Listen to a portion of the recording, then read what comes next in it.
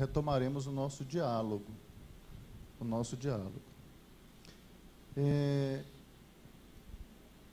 André, e aqui eu só citei seu nome, amigo. André, nós temos hoje um desafio que foi tocado por você e que seria interessante que nós também apresentássemos visões sob a ótica da religião nesse sentido, que é o problema da filosofia moral, que é o problema da moral.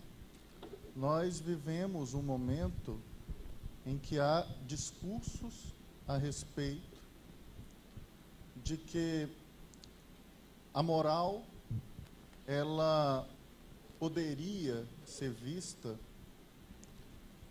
de forma latitudinal. O que isso quer dizer? Que, de acordo com a latitude, uma moral diferente. De acordo com a geografia, a cultura, uma moral diferente. Mas também ouvimos aqui do nosso querido amigo Renato, Jesus como o caminho. Jesus como não só o caminho, mas a verdade e a vida. Qual a contribuição que a religião pode nos trazer na análise desse tema que gira em torno da moral, diante desses desafios de uma moral que se apregoa latitudinal? Vale a pena nós começarmos com uma distinção entre o conceito da ética enquanto estudo discursivo das atitudes boas. Então, quando nós estamos falando de uma ética, nós estamos falando da busca de referenciais sobre os quais se pode julgar atitudes. Isso é uma ética. E uma moral, que é a atitude em si, o conjunto das atitudes que são adotadas. Graças a uma herança cultural, de onde veio a palavra mores, que significa cultura, nós confundimos a ideia da atitude com o conceito dos costumes. E graças à latitudinalidade dos costumes, relativizamos as atitudes também. Então, se é muito natural que nos países frios se use roupas pesadas, e este é um bom costume, não é razoável que em países quentes se utilize sobretudos. Isso também é bom costume. Mas a boa moral de não matar nos países frios é uma boa moral nos países quentes. Tivemos uma grande dificuldade histórica com o problema religioso, porque a religião de um fenômeno humano de contemplação e integração à realidade cósmica que o homem contemplava, da qual ele sentia perto e que ele entendia as manifestações da divindade, à medida em que elas se sofisticaram, e uso a palavra sofisticar como o resultado de uma construção de conceitos normativos para uma determinada conduta, então nós confundimos a religiosidade espontânea, que tinha a ver com a vivência do meu conceito de integração cósmica, com o conjunto das práticas que esta ou aquela ética dimensionavam para uma comunidade. Então, se você não veste burca, você está fora do conceito moral. Se você não usa um terço, você está fora do conceito moral. Se você não professa uma crença, você está condenado sob uma determinada perspectiva moral. E nós paramos de enxergar o que estava ao fundo dessas condutas. Quando se pretendia adotar um determinado comportamento, havia ali, na legislação original, um propósito que foi ficando perdido ao longo do tempo. Acredito que a melhor representação desse conceito foi dada pelo apóstolo Paulo, dirigindo-se aos hebreus, quando ele, na condição de doutor da lei, aqui é uma curiosidade, Paulo escreve a todos os gentios na condição de irmão, na condição daquele que compreende bem os seus companheiros e puxa a sua relação, a sua simplicidade para falar com o outro. Mas quando ele se dirige aos seus irmãos hebreus, ele assume o papel de doutor da lei e os adverte de maneira muito curiosa, porque ele diz: desde os tempos de Abraão, nós desenvolvemos rituais de salvação. E os repetimos todos os dias e todas as semanas, sem propósito. Mas Jesus, na condição de sumo sacerdote, fez uma vez.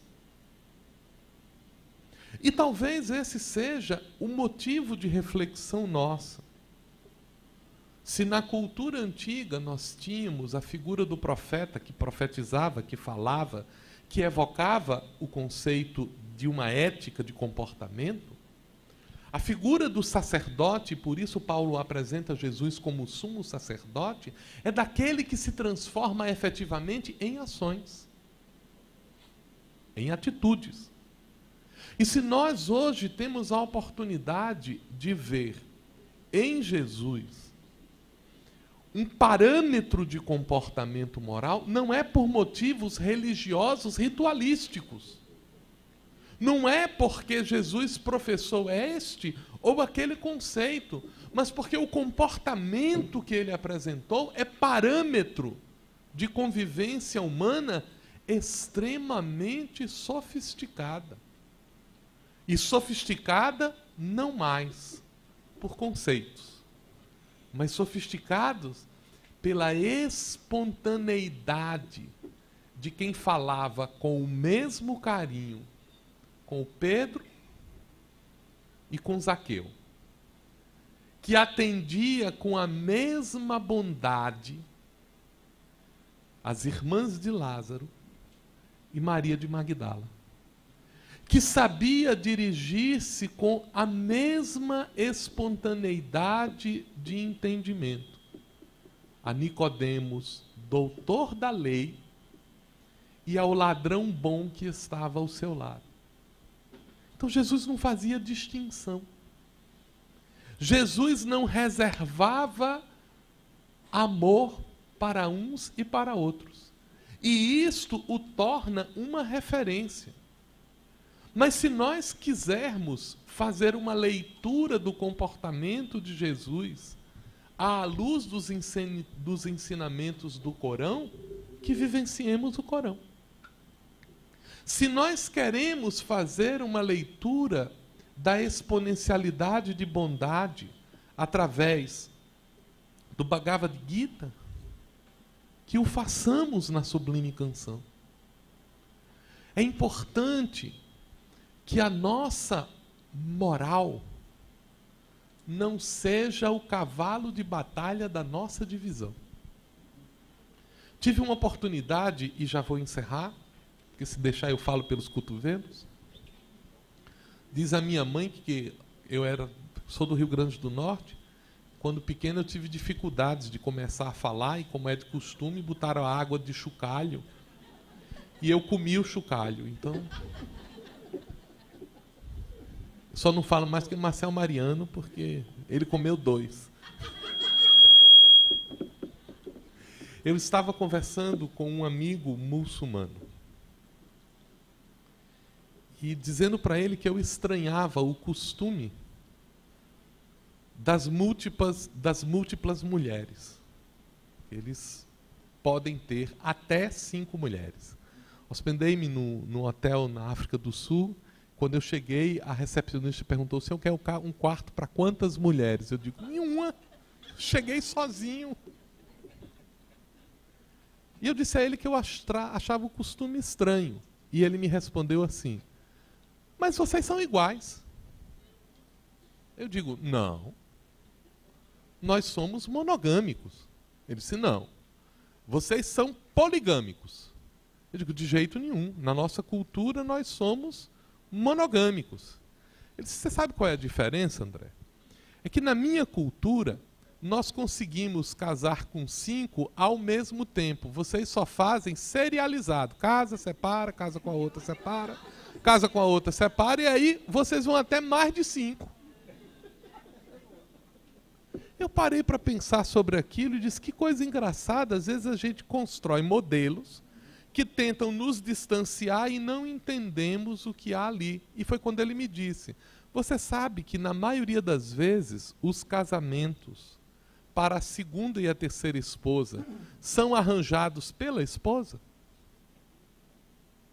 Eu disse a ele, mas por quê? Ele disse assim, porque a esposa é quem cuida de todas as coisas dentro de casa.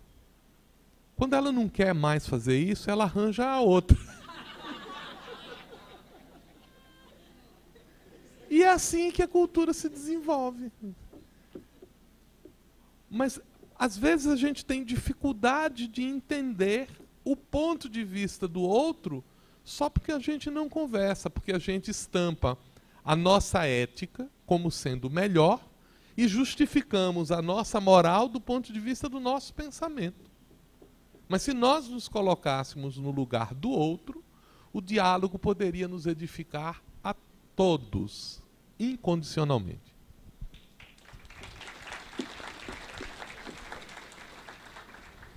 Chegou aqui a nossa primeira pergunta. A crise dos valores morais tem relação direta com o atual modelo das sociedades capitalistas. Não está faltando uma crítica mais direta ao modelo capitalista de organização social por parte dos líderes religiosos?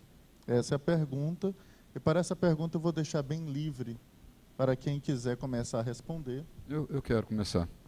Vontade. Depois que eles falaram, eu já não tenho mais oportunidade. Olha o outro comeu chocalho. E tambor também. A bateria da escola de samba, eu bebi todas elas. Então, gente, refletindo sobre essa pergunta, eu tenho certeza que sim.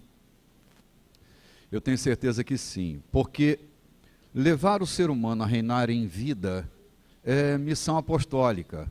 Quer dizer, todo líder religioso precisa ensinar cada seguidor da sua fé a reinar em vida.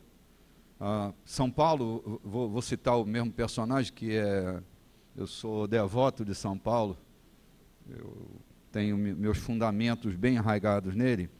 São Paulo, ele cria pontes cada vez mais extraordinárias no seu modelo de enxergar o Evangelho.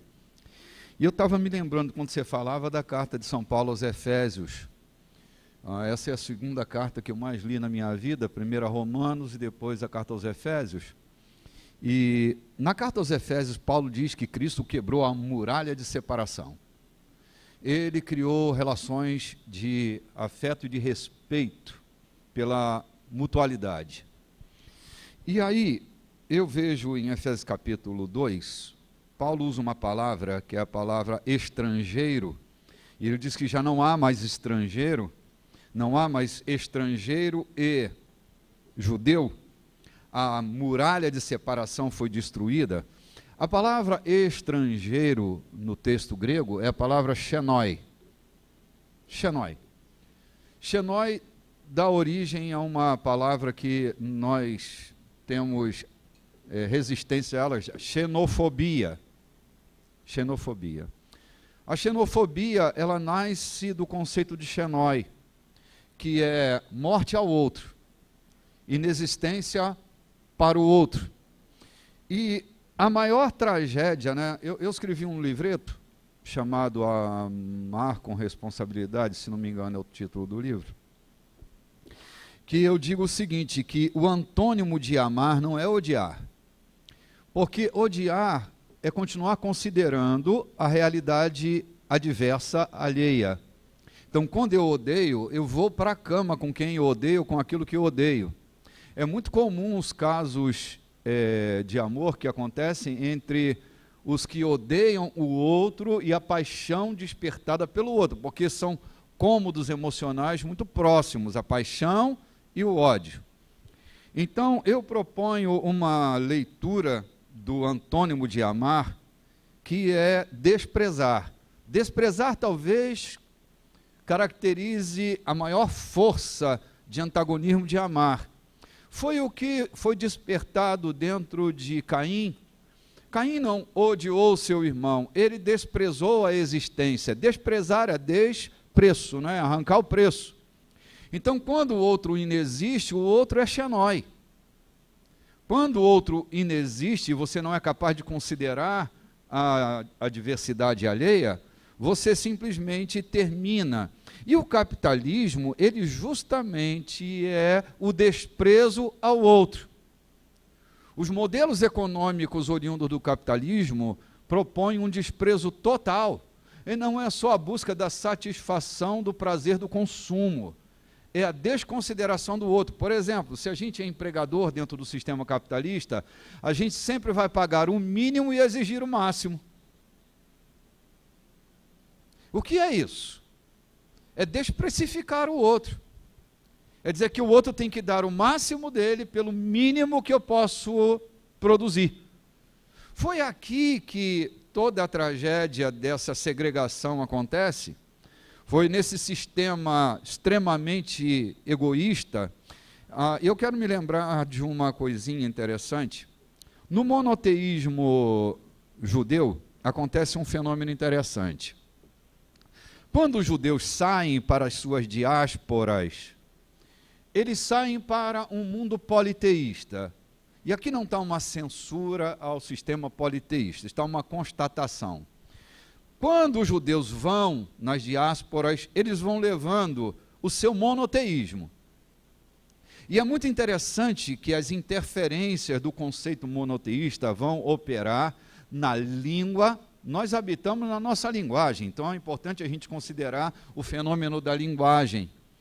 E aí os judeus eles vão para o mundo, e se você considerar o mundo indo-germânico, sobre o ponto de vista da gramática, toda a conjugação verbal, ou seja, toda a ação produzida pelo humano, ela tem como a singularidade ou eu. Né? A gente sempre vai conjugar no mundo indo-germânico eu, tu, ele. Ou seja, o eu exerce a primazia sobre as relações. Então, minhas ações têm como ponto de partida eu. Daí a gente vê um judeu caminhando com seu monoteísmo e celebrando o divino na sua linguagem, e no hebraico primitivo, a primeira pessoa do singular não é eu, é ele. Olha que coisa interessante. Olha como isso muda as nossas ações. Como arranca esse status egóico do nosso ser e estabelece que ele é a primeira pessoa das nossas singularidades. Se ele é a primeira pessoa, eu e você somos consequências desta relação com ele. E eu só posso ser se ele for. E tu só podes ser e existir se ele for e eu me sentir eu. Essa é a chance de você ser você, de tu seres tu. Essa relação, ela gera uma grande mudança de significado na nossa compreensão sobre economia, porque a economia é produto de algo anterior e interior, de um desajuste da posse, do desejo de dominar, do sequestro, de colonização. E é interessante que a palavra colonização, ela nasce da palavra colo, onde ficam localizados os intestinos. Lembra que quando a gente era colônia, a gente era considerado como o intestino do primeiro mundo, onde esse depósito de... Entendeu? É o que éramos. Localizados no intestino do primeiro mundo. E o que era o primeiro mundo? O colonizador das relações. Produziu uma economia devassa. E é claro, gente, que nós, líderes religiosos, precisamos afinar o nosso discurso, porque a essência da experiência cristã não é colonizar. Nós entramos por um viés errado, transversais, nós rompemos com a coisa mais digna do mundo, que é a evangelização. Evangelização não é colonização, evangelização é libertação. A proposta da evangelização é libertar o outro das suas próprias cadeias e algemas. E quando eu absorvo um evangelho colonizador, então meu discurso é um discurso colonizador. Portanto, salve a economia egoísta, salve as relações egoístas, porque isso vai facilitar o meu entendimento na evangelização colonizadora. Evangelizar é libertar o outro, é dar ao outro a chance dele ser ele. Essa é a proposta do Cristo, de uma libertação de todas essas angústias pelas quais o capital tem gerado, as relações têm gerado, e fazer com que nós sejamos nós mesmos. O Cristo é libertador, e eu só posso viver na dimensão do Cristo quando minhas relações são libertadoras. As relações familiares são libertadoras, as mulheres não têm que ser um produto mal resolvido de seus maridos. Bom dia. Bom dia. Os maridos não devem ser, né, os marionetes da orquestração de uma mulher mal resolvida. Filhos não... Uhul! Os filhos não podem viver o delírio de uma vida cheia de angústia, porque seus pais querem que ele seja doutor, quando tudo que ele quer é ser músico, professor. Quando eu ingressei na vida acadêmica, me disseram assim, advogado não dá dinheiro. E eu me frustrei com o direito. Aí eu disse, eu vou ser professor. Aí alguém me disse, professor não dá dinheiro. Aí eu descobri outro conceito, que é o conceito da raridade. Quando eu me torno raro, qualquer coisa que eu fizer vai gerar êxito e vai dar certo. Por isso as relações precisam ser libertadoras, porque quando André pode ser ele é um espetáculo. Não tem ninguém igual a ele. Mas quando André é fruto do meu recalque, ele vai viver achacado, roubado, pela tirania de uma relação mal resolvida. Então, o Cristo habita em você, vai passar pela economia. Um beijão aí, desculpe aí o avanço.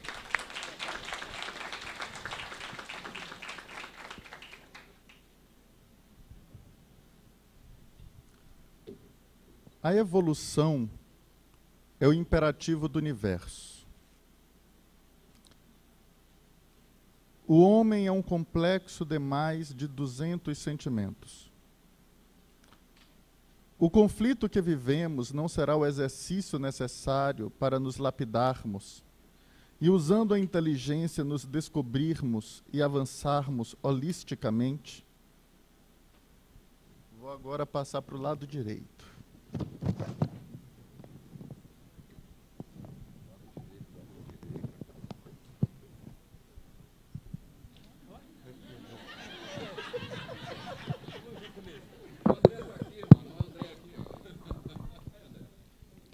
À luz da doutrina espírita, não podemos abrir mão do princípio palingenésico. Sempre se discutiu bastante se a vida é única ou se ela é plural. Retornando às eras priscas da humanidade, veremos que muito antes de Jesus, na Índia, o príncipe Siddhartha Gautama, em Kapilavastu, era defensor da roda de Sansara. Portanto, pregava a reencarnação como uma forma, dentro da lei de evolução, de você superar o sofrimento, na qual ele baseou sua doutrina, as 4 nobres verdades do budismo: o sofrimento, as causas do sofrimento, a necessidade que temos de nos libertar do sofrimento e os métodos, o chamado caminho óctuplo, que ele elaborou.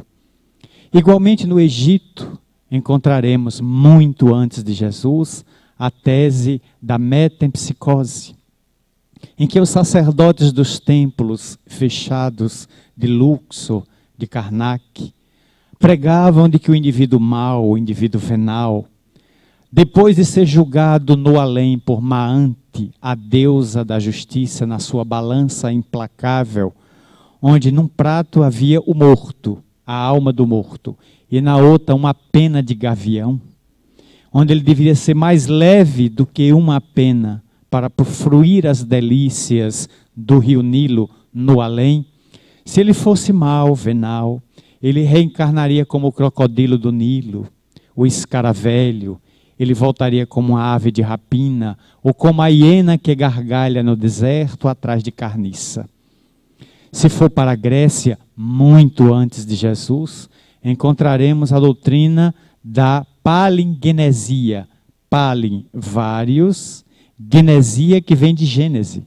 Sócrates era reencarnacionista, igualmente Platão, seu discípulo, Críton, o discípulo mais direto de Sócrates. Portanto, a reencarnação é ancestral.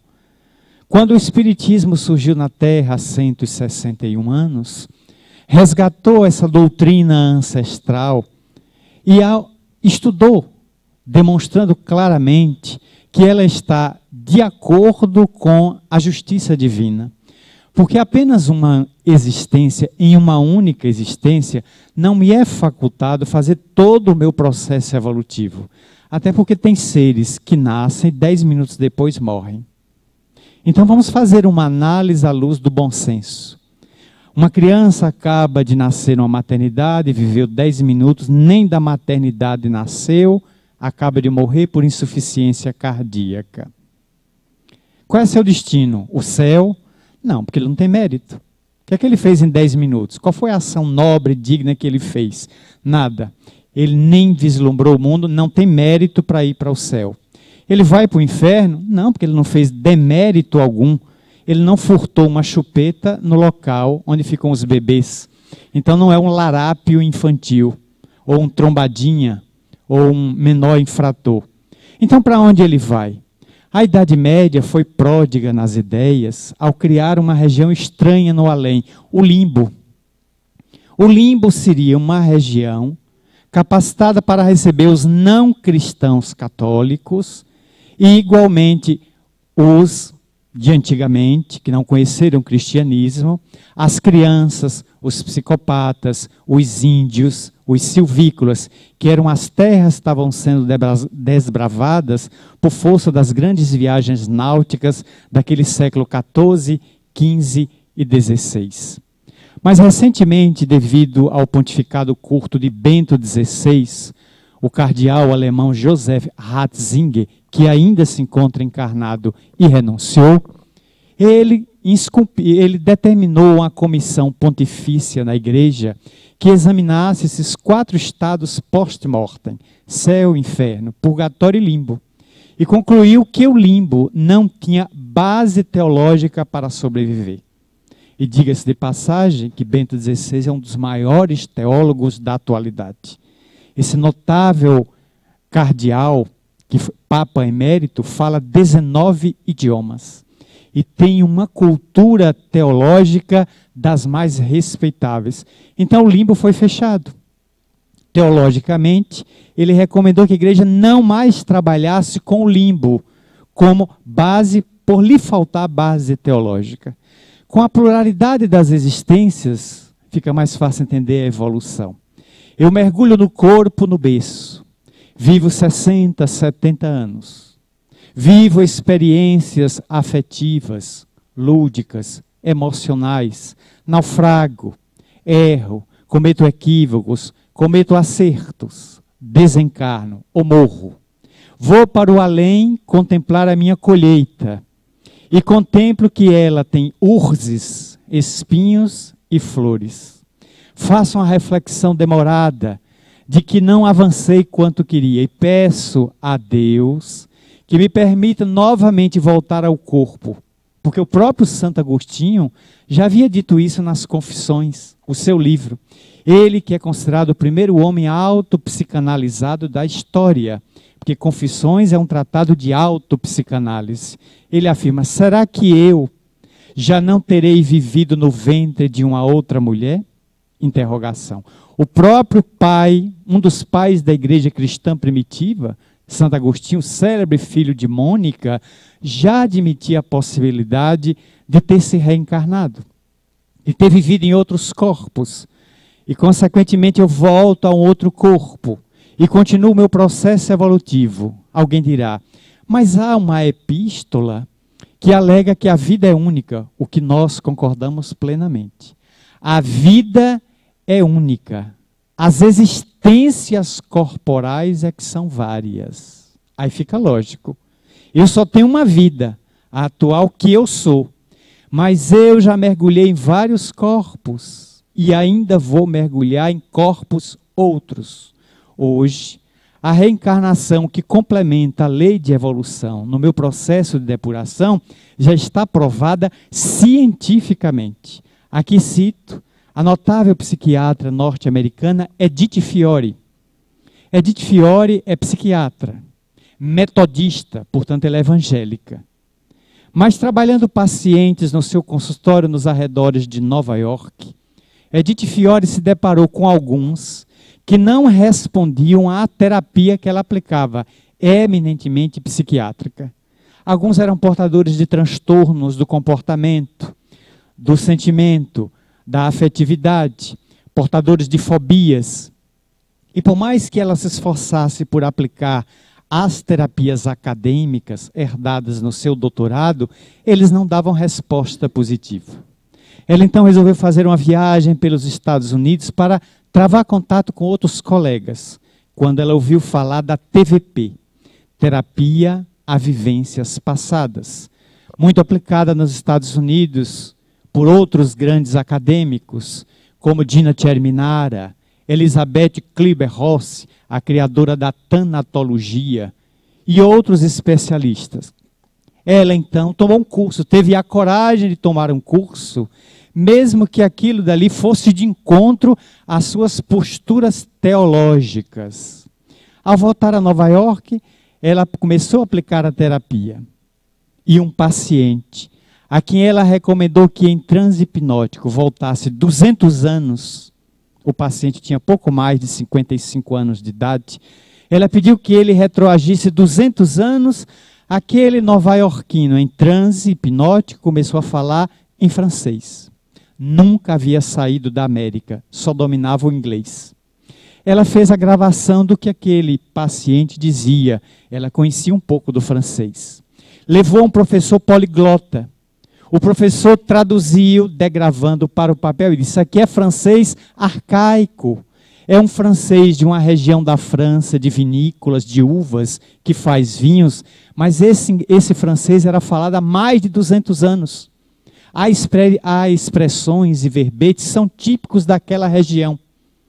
Edith Fiore tomou de um avião, atravessou o Atlântico, foi para a França, foi àquela região E visitando uma igrejinha modesta, pediu ao padre livros antigos onde estavam o batistério de pessoas que teriam vivido naquela comunidade, e achou o nome que estava designado na terapia que aplicou. Localizou o túmulo daquela personalidade anterior. E Edith Fiore, ao vir a São Paulo há cerca de 15 anos atrás para um congresso mundial de psiquiatria, disse aos seus pares: continuo metodista, continuo evangélica, mas aceito a reencarnação, não como possibilidade, mas como verdade científica. E alguém perguntou a ela depois: mas como é que a senhora, sendo evangélica, aceita a reencarnação? Ela disse: eu fui varrida, eu fui vencida pelos fatos e tive a audácia de deixar que as minhas verdades fossem abaladas, porque evoco Jesus no diálogo célebre com Nicodemos. Para atingir Nicodemos o reino dos céus, é necessário nascer de novo.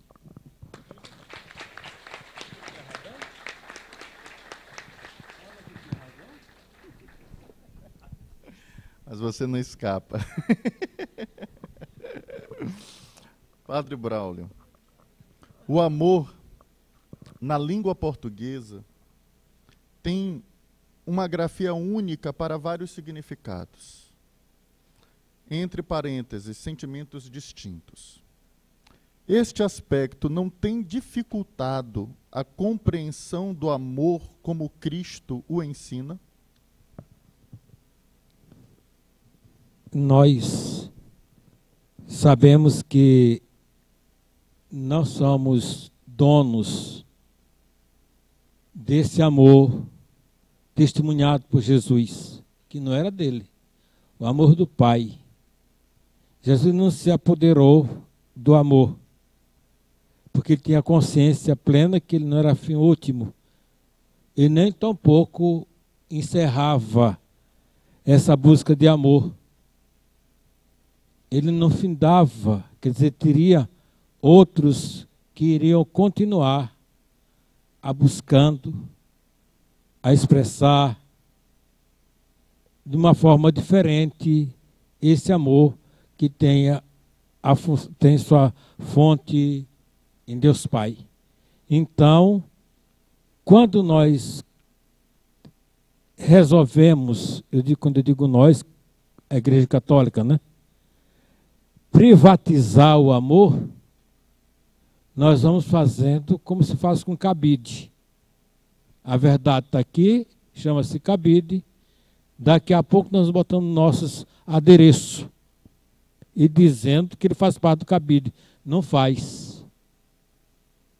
E isso é privatizar um amor maior do que a gente, maior do que a nossa expressão. Então, quando nós fazemos uma experiência de amor, foi a minha experiência, válida, linda, mas eu não posso colocar fim e dizer que o meu jeito de viver esse amor é a conclusão da forma de amar. Então, muitas vezes nós confundimos o meu ato de amor, a minha prática de amor, com a manipulação que nós fazemos desse amor. E ainda o que é pior, o que atrapalha, é quando nós temos que ser Jesus. Foi Jesus que mandou. Quando a igreja, por exemplo, no nosso caso, se torna para um jovem que vai sedento de justiça, que é uma resposta para a sua angústia, quer conhecer seu corpo, sua sexualidade, seu mundo, e nós estamos lá com o confessionário, que é, sobretudo, em muitos casos, nós temos um lugar de julgamento, um lugar de condenação, e fazemos isso por amor. Isso é manipular o amor que Deus quer, e principalmente quando se diz que o meu confessionário é um lugar de escuta, é onde eu me atribuo a função de escutar em nome de Jesus. Né? Eu estou lá escutando, em vez de, fazendo a vez de Jesus. e nós massacramos, destruímos, porque não temos a capacidade de ouvir o amor que está dentro do coração daquele ou daquela que nos procura. Nós queremos apresentar só aquele que nós experimentamos com amor, que nem sempre foi a melhor forma de falar de amor. Então, acaba afastando, acaba impedindo, acaba até às vezes sendo causa de morte para quem realmente quis amar verdadeiramente do seu jeito, conforme até o próprio Cristo inspirou para o seu coração. Nós, com nosso dogma, nosso ensinamento, limitamos tu expressar Deus que fala no teu coração.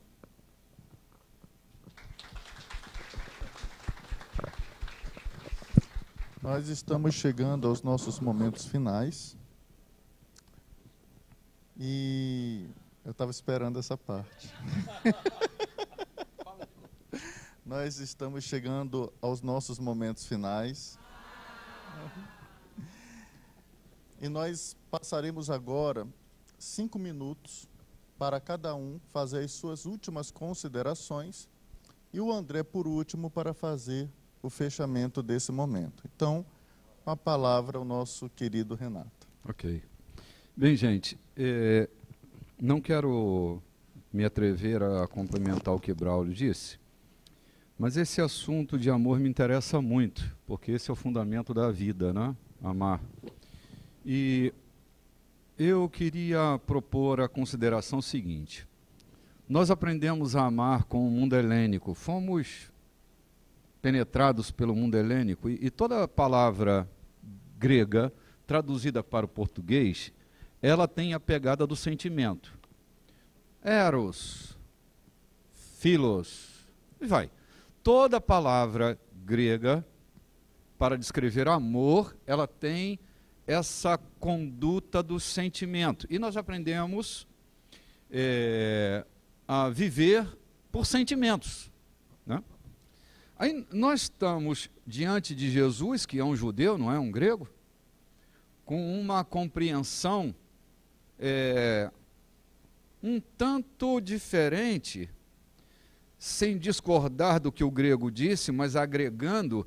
Por exemplo, São João diz assim: nisto conhecemos o amor. Como? Que Jesus Cristo deu a sua vida por nós. Então, assume na cultura hebraica o amor um conceito que, assim, eu até hoje não sei responder com muita precisão se é uma conspiração morfológica ou um acidente morfológico, mas quando você lê a palavra amor, e pode ler aqui comigo? Leram?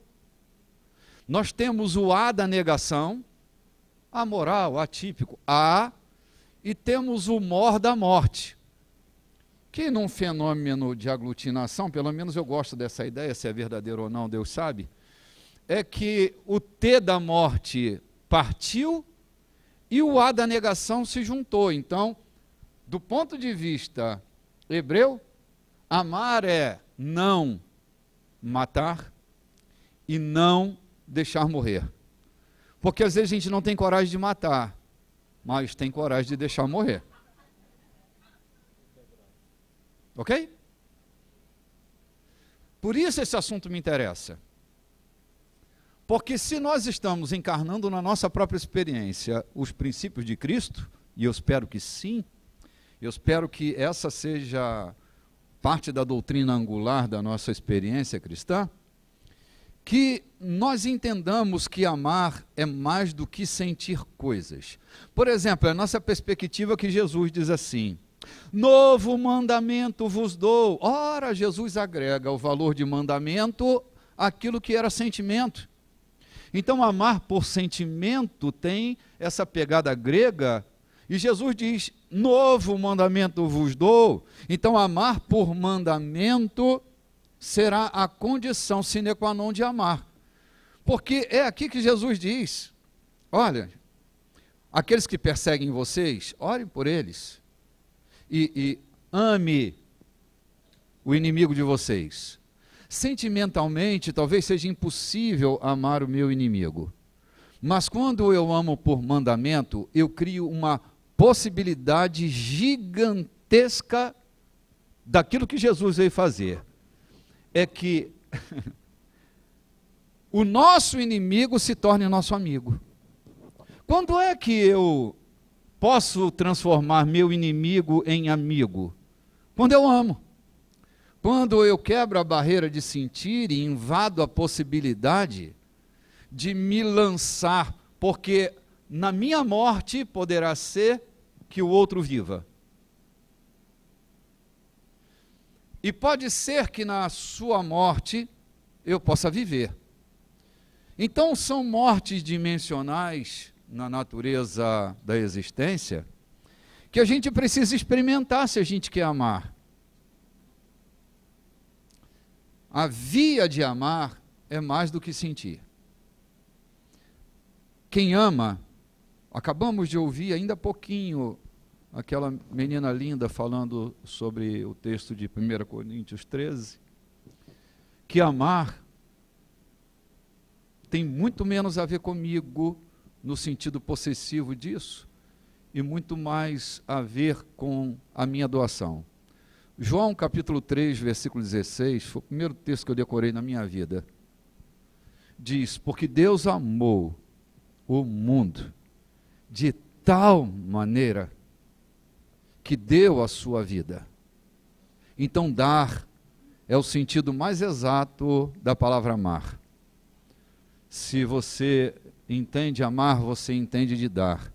Se não houver um ser generoso habitando em você, você ainda não aprendeu a amar, porque amar é dar, amar é se entregar, amar é se doar, sem objetivamente buscar troca ou lucros secundários na condição de amar.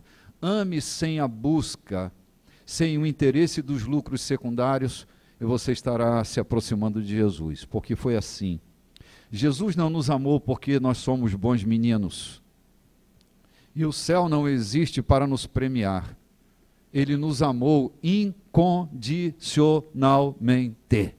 E o amor só assume o status de amor quando ele é incondicional. Não há mérito na nossa relação. Não há nada que você faça na vida que pode aumentar o amor de Deus por você. Nada. Esqueça, desista. E não há nada que você faça de errado que diminua o amor de Deus por você. Porque Deus, quando decidiu amar você, Ele decidiu amar você e não o que você faz. Não o que você representa. Por isso o amor de Cristo, ele é incondicional e nos projeta a incondicionalidade de amar. Ame assim, se lançando, sem medo de sair machucado, sem medo de sair magoado. Ame porque essa é a condição que Jesus nos colocou, a condição de amantes uns dos outros, amantes da vida. Shalom, gente, obrigado aí pelo privilégio.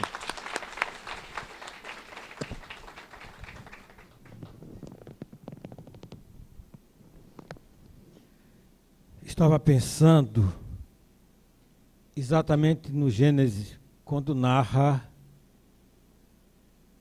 a criação.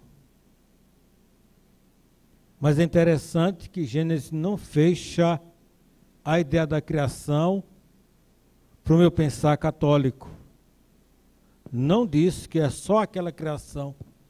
É uma catequese da experiência de criação que aquela comunidade teve.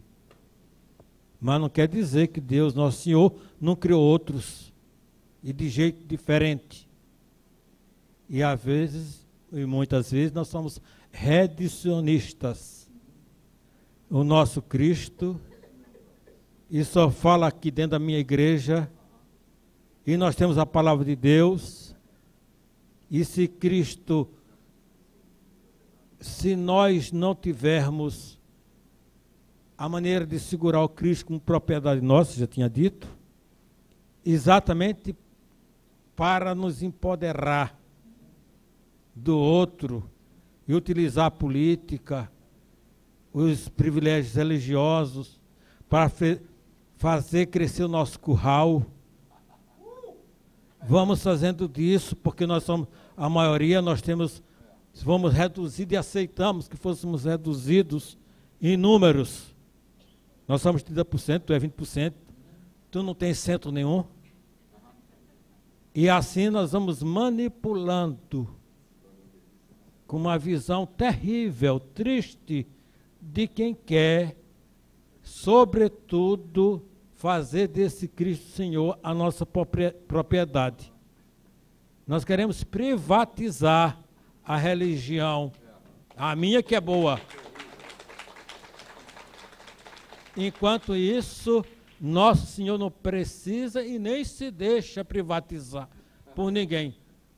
Pelo melhor que ele seja, papa, bispos, padres, não tem a capacidade de privatizar o Senhor. O ressuscitado vai embora, vai abrindo barreiras, vai quebrando barreiras, vai abrindo espaços novos. E às vezes nós nos assustamos porque nós abandonamos a experiência de caminhar com o ressuscitado e achamos que a comunidade espírita, o candomblé, a SEBS, a base, não tem o Deus, porque não foi aquele Deus que eu pintei para ele.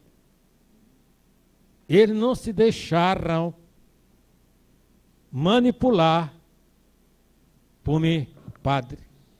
Dei uma experiência exatamente com a juventude. Nós temos alguns, no meu parecer, meia dúzia de doidos, mas precisa ser doido. E eles resolveram voltar a vestir saco. Eles precisaram visualizar a coisa, que é preciso botar a corrente. Eles resolveram dizer que era preciso dormir na rua. E exatamente nós não achamos legal, porque eu tenho que dormir na minha casa paroquial, ter a escolha de dormir no ar-condicionado ou no ventilador. Eu não tenho uma casa igual à casa dos pobres. Eu não como o que os pobres comem. Eu não estou preocupado com a pensão, com a nova lei da aposentadoria, porque eu tenho uma instituição grande que vai me sustentar. Até ela se acabar, eu já morri. Então, eu tenho que me sustentar, não vou me preocupar com o dia a dia das pessoas. Então, meus irmãos, eu queria dizer que eu já percebi que isso não é a vontade de Deus. Eu já percebi que não tem nada a ver com quando lá em Gênesis, que nos é narrado que Deus viu que tudo era bom. Por isso se alegrou, ficou contente. Então, eu estou certo, não sei, mas que eu tenho a minha convicção de que Deus não está contente com esse tantos e tantas barreiras que nós criamos para impedir as pessoas de viver juntos. Só porque ele crê que amanhã vai ter vida, né? Qual o problema? Onde é que está a dificuldade que amanhã não acabei no buraco? Que eu sei que Braulio não está lá. Eu estou vivo, cumprindo aquilo que Nosso Senhor pediu para mim. 3 vidas, 2 vidas, 5 vidas, não me interessa. Me interessa estar no braço do meu Senhor. É lá que conta.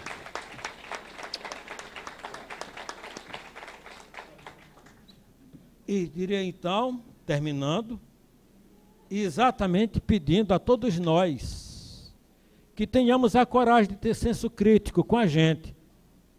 Eu falo a nós que já temos idade, já experiência contada. Mas não cobrar da meninada ter senso crítico. É uma contradição. Tu vai querer que um menino de 16 anos, 17 anos, pense na nossa regra, no nosso limite? Entender que Deus vai ficar zangado por causa das besteiras que ele fez? Isso é exigir demais, é desumano. Então, eu queria concluir agradecendo mesmo de coração por essa oportunidade de estar com vocês e ajudar, pedir que Nosso Senhor nos ajude a ter um senso crítico. Foi citado homens e mulheres tão sublimes que tiveram a capacidade de se colocar no centro. Foi de Paulo, a mãe de santo, e às vezes você tem que ter coragem de dizer isso. Às vezes eu encontro no meu clero gente da minha cultura negra que tem vergonha de dizer que ele descende de uma mãe ou de um pai de santo. Só porque vai pegar mal para os outros. Que me importa que os outros achem diferente. Mas a minha amiga, quando eu estava no seminário, companheira, amiga, foi que me deu o apoio que eu precisava naquele momento, chama-se Mãe Dudu, a mãe de santo, Régia, das Casas da Minas. E era o quê? Minha tia-avó. Ninguém que nunca dizia em público porque achava que ela era uma macumbeira, mas vá na Benedito Leite, na Santa Casa de Misericórdia, pergunta, quem foi a enfermeira que fez da sua vida um ministério de enfermeira, parteira de toda essa canalha que faz safadeza no Maranhão? Foi ela. Muito obrigado.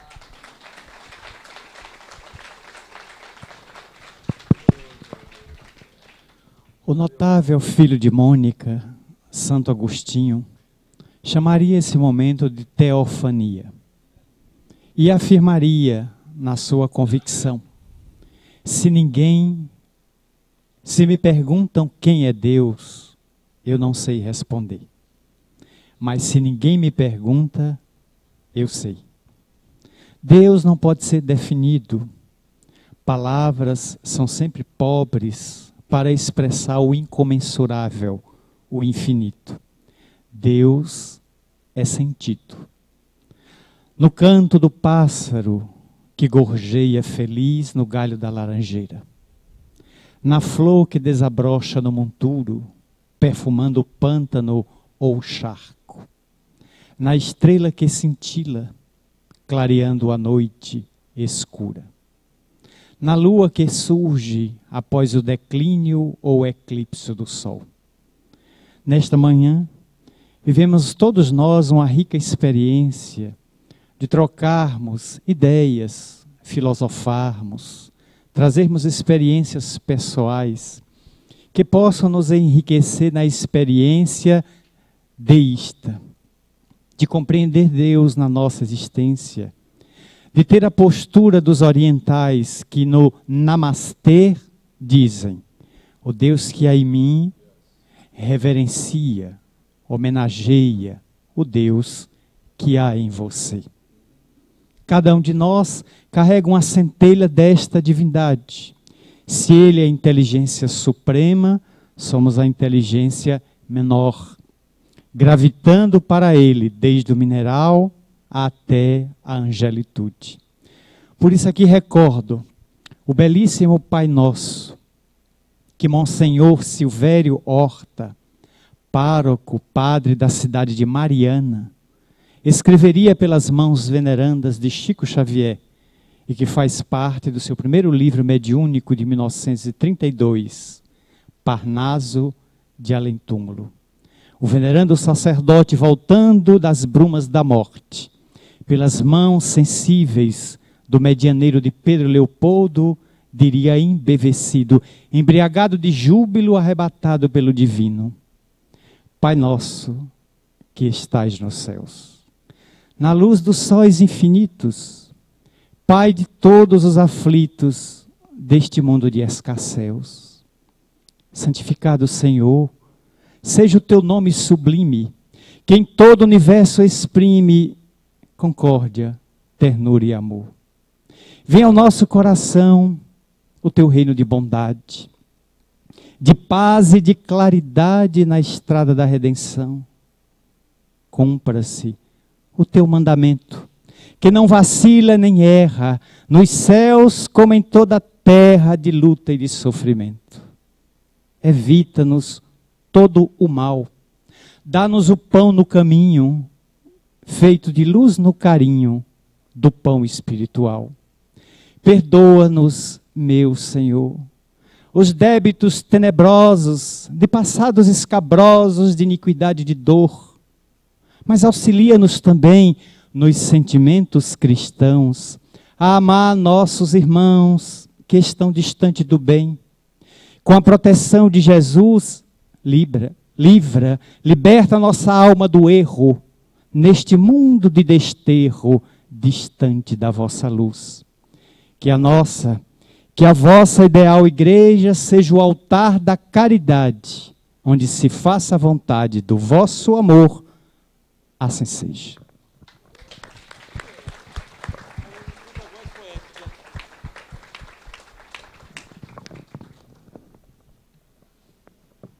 Passar agora a palavra para o nosso amigo André.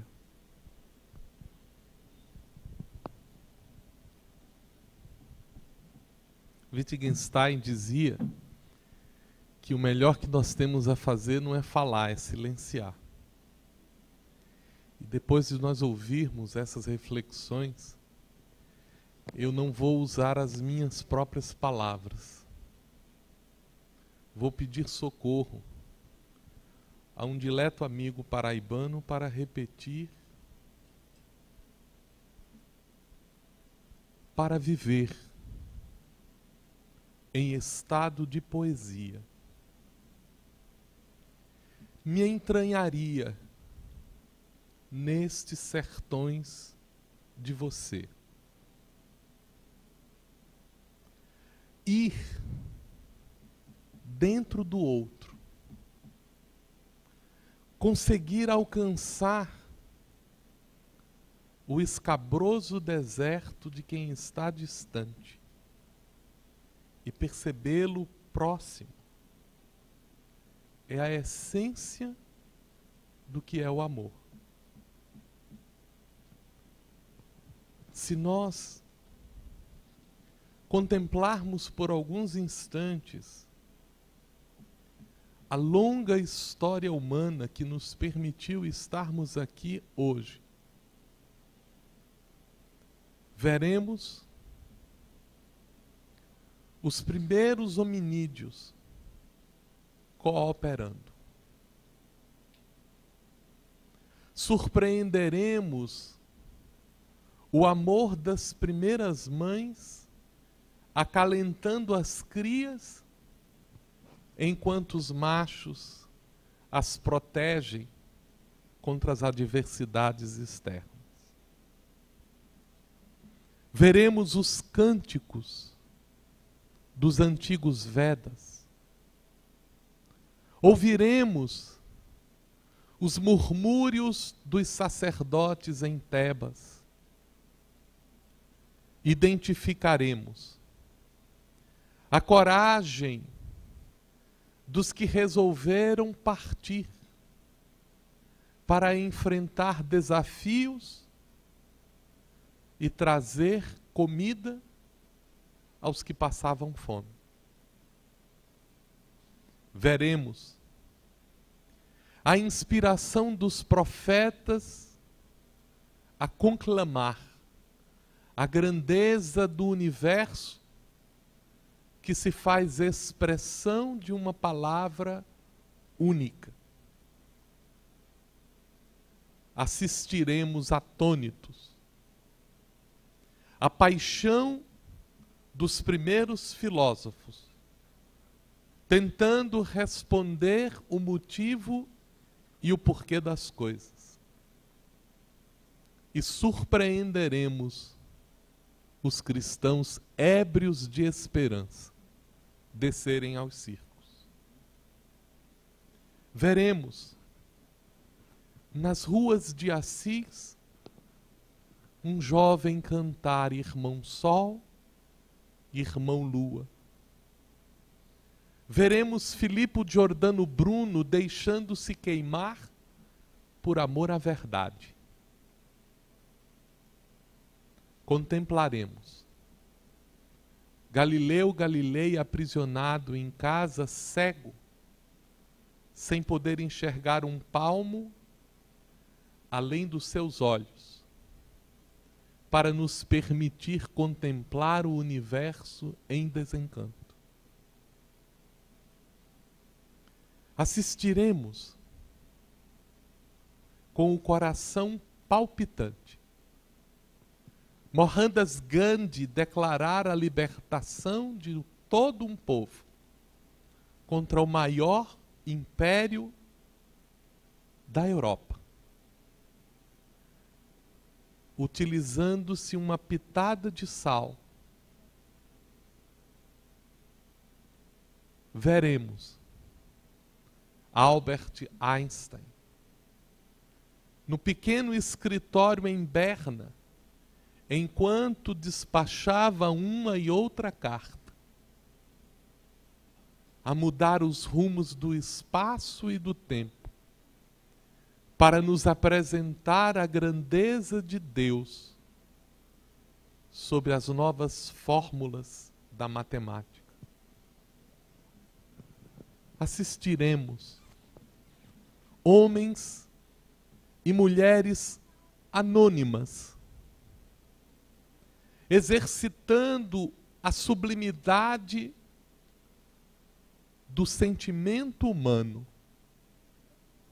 aproximando-se para oferecer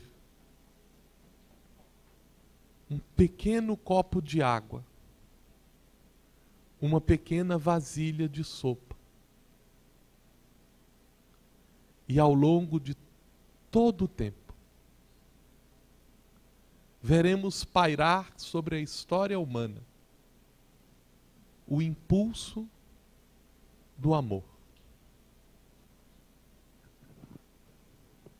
O amor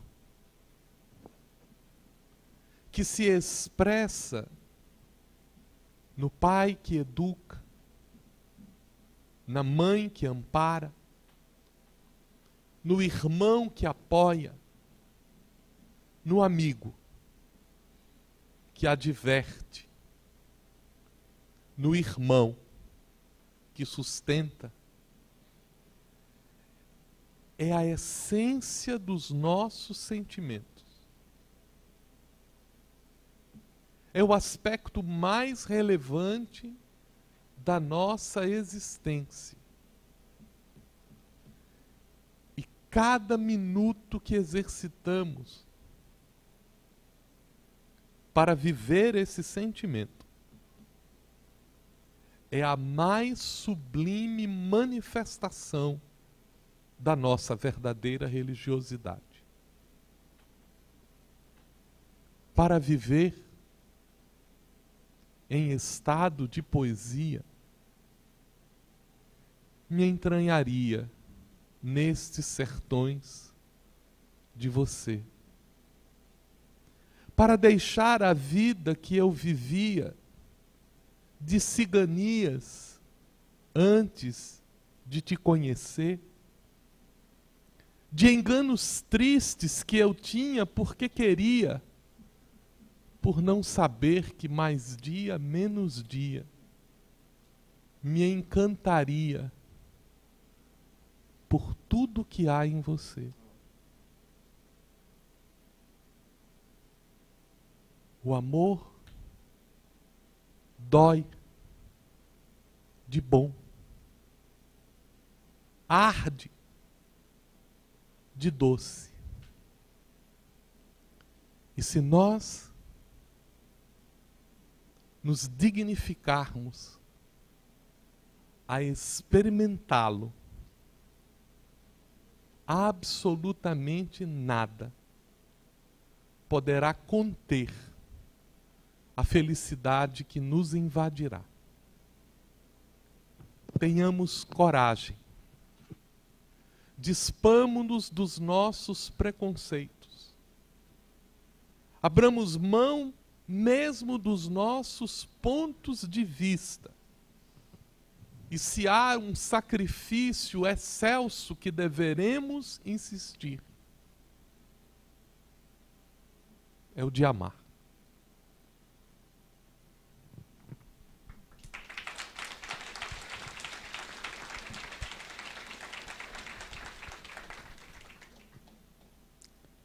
Eu vou tentar, com as minhas palavras,